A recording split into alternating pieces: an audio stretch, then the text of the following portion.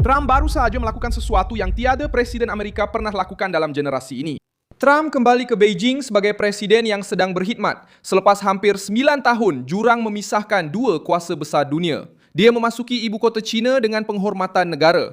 Trump duduk di hadapan Xi Jinping di pusat kuasa komunis dan membawa bersama rombongan yang menjadikan lawatan itu satu demonstrasi kekuatan negara. Pada hari Kamis, 14 Mei 2026, situasi itu menarik perhatian kerana Trump tidak datang ke China untuk meminta laluan. Dia datang untuk menilai Xi Jinping dari dekat, memuji sejauh mana Beijing masih mengawal permainannya sendiri, dan menunjukkan bahawa Washington kembali bersuara dengan penuh wibawa di hadapan pesaing strategik terbesar Amerika Syarikat. Sementara negara-negara lain berdepan dengan China dan cuba bertahan daripada tekanan, Trump masuk ke pusat kuasa China membawa tekanan kembali. Lawatan itu diserikan dengan sambutan rasmi di Dewan Besar Rakyat, pertemuan secara langsung antara kedua-dua pemimpin dan agenda yang melibatkan perdagangan, Taiwan, Iran, teknologi dan tenaga dalam jadual 2 hari.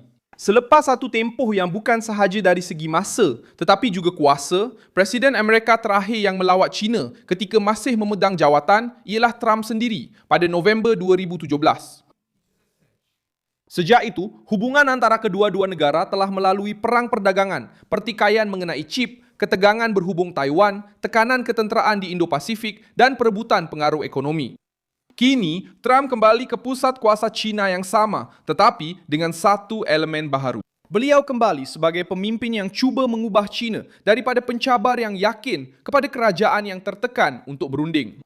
Saya akan ceritakan semua itu kepada anda, tetapi sekarang anda pasti mahu melanggan saluran ini untuk terus mendapat maklumat terkini. Maklumat secara masa nyata dengan kualiti kewartawanan terbaik, seperti yang telah terbukti dalam standard credibility Nielsen Alves. Kehebatan peristiwa ini terletak pada cara perjalanan itu diatur. Trump tidak muncul di Beijing, dikelilingi hanya oleh diplomat. Beliau membawa satu rombongan perniagaan yang terdiri daripada nama-nama terkemuka dalam ekonomi Amerika. Dalam berita antarabangsa, muncul eksekutif dari Tesla, Apple, Nvidia, Qualcomm, Boeing, BlackRock, Blackstone, Goldman Sachs dan Citigroup. Ini adalah syarikat-syarikat yang terlibat dalam kecerdasan buatan, semikonduktor, kereta elektrik, penerbangan, perbankan, pelaburan dan rantaian pengeluaran global. Pesanannya mudah. Trump telah membawa masuk ke dalam China sebahagian nyata daripada kekuatan ekonomi Amerika Syarikat. Ia bukanlah satu meja yang kosong, ia adalah Washington yang datang bersama pasaran, teknologi, modal, dan industri secara keseluruhan. Beijing cuba untuk memberi respon dengan meletakkan Taiwan di tengah-tengah tekanan. Xi Jinping memberi amaran bahawa isu Taiwan adalah perkara paling sensitif dalam hubungan antara China dan Amerika Syarikat. Dan beliau menunjukkan bahawa sebarang kesilapan dalam bidang ini boleh menyebabkan pertembungan secara langsung antara kedua-dua kuasa besar.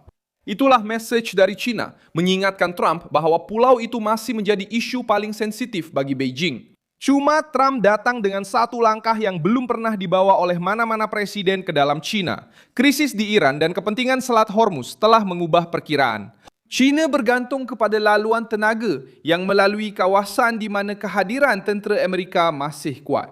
Jika Beijing cuba menggunakan Taiwan sebagai ancaman, Trump boleh menggunakan tenaga, tekanan ekonomi dan keselamatan maritim sebagai tindak balas. Inilah titik yang menjadikan lawatan itu satu pertarungan penentuan. Di satu pihak, Xi Jinping cuba menunjukkan bahawa Taiwan tidak boleh dianggap sebagai perkara kecil. Di pihak lain, Trump menunjukkan bahawa China juga mempunyai kelemahan.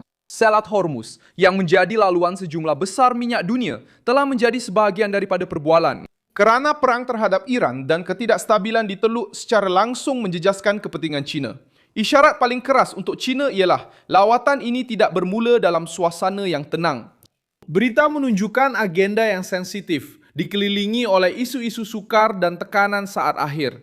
Perang di Iran mula memberi kesan kepada mesyuarat itu. Sementara Trump berusaha mendapatkan kerjasama dari China untuk mengawal krisis itu. Pada masa yang sama, Beijing cuba mengekalkan pendiriannya mengenai Taiwan dan menjaga imej sebagai kuasa yang tegas. Gabungan ini menjadikan mesyuarat itu terasa seperti satu pertarungan sebenar, bukan sekadar upacara yang dihias indah.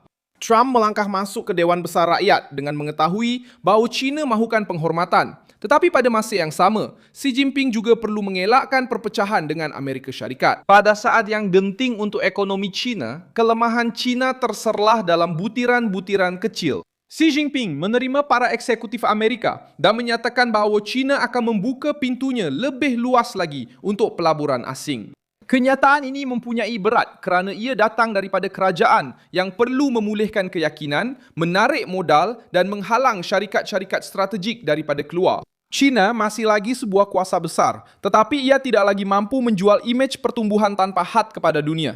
Kelembapan ekonomi, ketidakpastian pelabur dan kawalan politik yang lebih ketat telah mencetuskan geseran.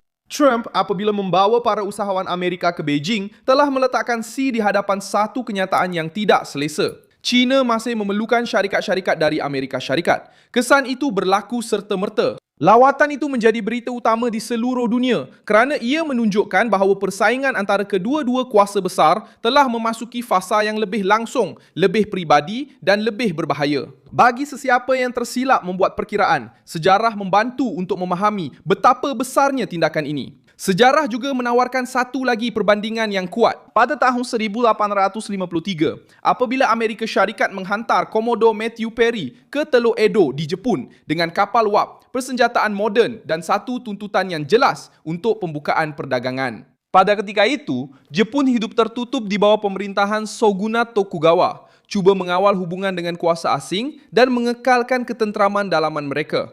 Matthew Perry tidak datang sebagai pelancong mahupun sebagai utusan yang lemah. Dia muncul dengan kekuatan ketara sebagai kuasa industri yang sedang meningkat naik, menunjukkan bahawa dunia telah berubah dan Tokyo tidak lagi boleh berpura-pura bahawa tekanan dari luar tidak wujud. Konvensian Kanagawa yang ditandatangani pada tahun berikutnya membuka pelabuhan Jepun kepada orang Amerika dan mempercepatkan satu transformasi mendalam dalam Jepun. Contoh ini membantu untuk memahami betapa besarnya lawatan Trump ke Beijing. Kekuatan itu bukan sahaja terletak pada ucapan, tetapi juga pada keseluruhan pakej yang datang bersama pemimpin tersebut. Perry membawa kapal-kapal dan tekanan perdagangan. Trump tiba dengan syarikat-syarikat, modal, teknologi, tenaga dan kuasa politik yang terkumpul. China bukanlah Jepun yang tertutup pada abad ke-19. Tetapi logik tekanan itu hampir sama apabila satu kuasa besar memasuki wilayah simbolik pesaingnya, membawa bersama alat-alat kuasa sebenar. Lawatan itu menjadi satu isyarat.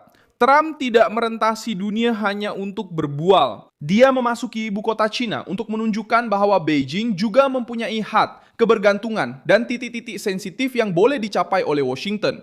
Negara-negara lain pernah mencabar China, tetapi hampir selalu membayar harganya tanpa mempunyai kekuatan yang sama untuk membalas.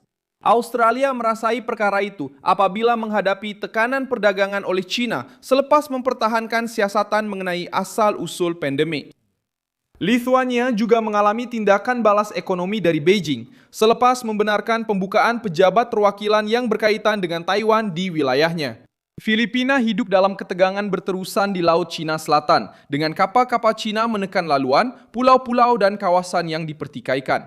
Negara-negara ini telah melawan, mendedahkan penyalahgunaan dan mencari sokongan luar, tetapi tiada satu pun daripada mereka yang memasuki Beijing. Keupayaan untuk meletakkan China berdepan dengan kos global serta-merta. Di sinilah Trump membezakan dirinya daripada yang lain.